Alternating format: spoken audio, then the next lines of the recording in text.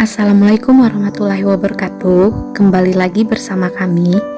Pada kesempatan kali ini, kita akan berbicara tentang salah satu pemetaan di dalam grup yang dikenal dengan homomorfisme grup. Oke, kita masuk pada definisinya. Misalkan G dan H adalah sebuah grup, di mana G adalah grup dengan operasi biner bintang, sedangkan H adalah grup dengan operasi biner pagar. Operasi biner bintang dan biner pagar di sini boleh sama. Begitu juga dengan himpunan penyusunnya, yaitu G dan H juga boleh sama. Sekarang, misalkan pula ada sebuah relasi theta, di mana relasi theta ini adalah sebuah pemetaan yang menghubungkan dari grup G ke grup H.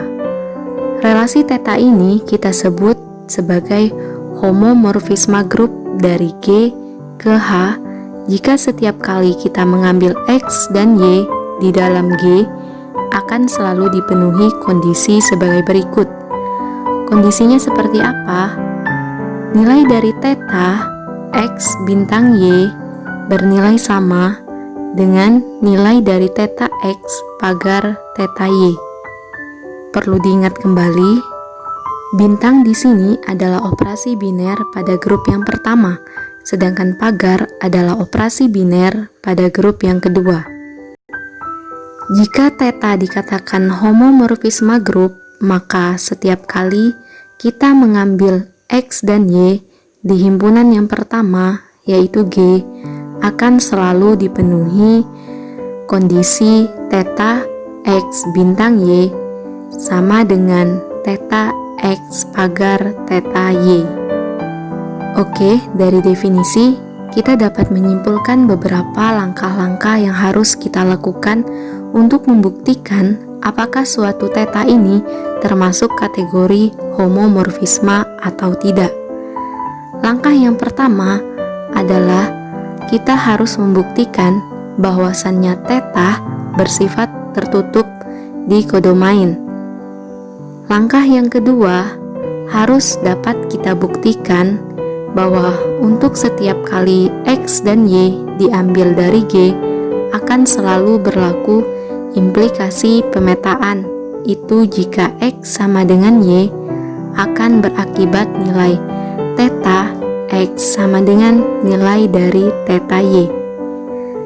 Kemudian langkah yang terakhir dari pembuktian homomorfisme adalah harus kita buktikan bahwa setiap kali kita mengambil X dan Y di dalam G akan selalu berlaku persamaan homomorfisme, yaitu theta X bintang Y bernilai sama dengan theta X pagar theta Y, di mana bintang di sini adalah operasi biner yang pertama dan pagar di sini operasi biner kedua.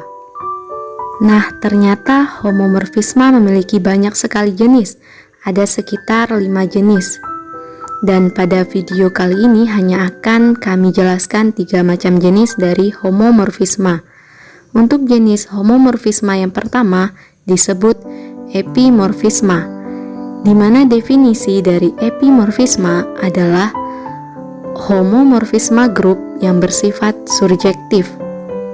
Untuk membuktikan bahwa theta adalah sebuah epimorfisme, langkah pertama yang harus kita lakukan adalah membuktikan bahwasannya theta adalah sebuah pemetaan. Sebagaimana penjelasan sebelumnya, untuk langkah 1 ini kita pecah lagi menjadi 2 langkah.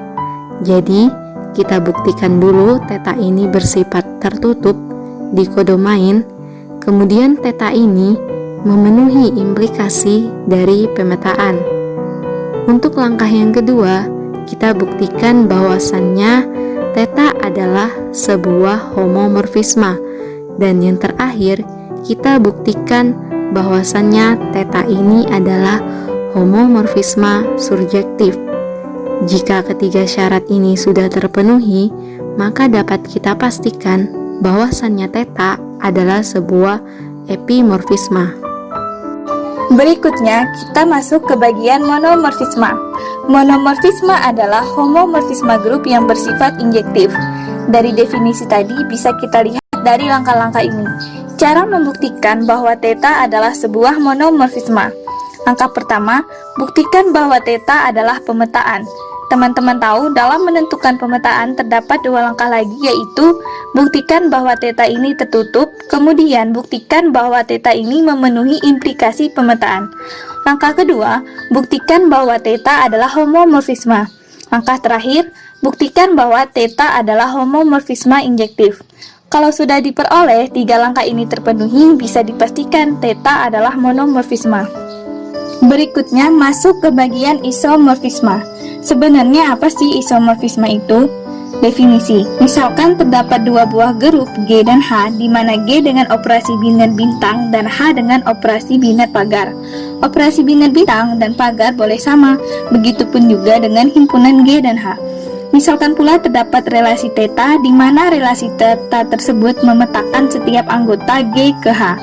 Theta di sini disebut isomorfisme grup dari G ke H jika theta adalah homomorfisme yang bijektif. Ada yang sudah tahu apa itu bersifat bijektif? Jadi maksudnya adalah homomorfisme yang bersifat injektif sekaligus subjektif. Berikut langkah-langkah pembuktian isomorfisme. Yang pertama, akan dibuktikan bahwa alfa adalah pemetaan. Yang kedua, akan dibuktikan bahwa alfa adalah homomorfisme. Yang ketiga, akan dibuktikan bahwa alfa adalah homomorfisme injektif. Yang keempat, akan dibuktikan bahwa alfa adalah homomorfisme subjektif.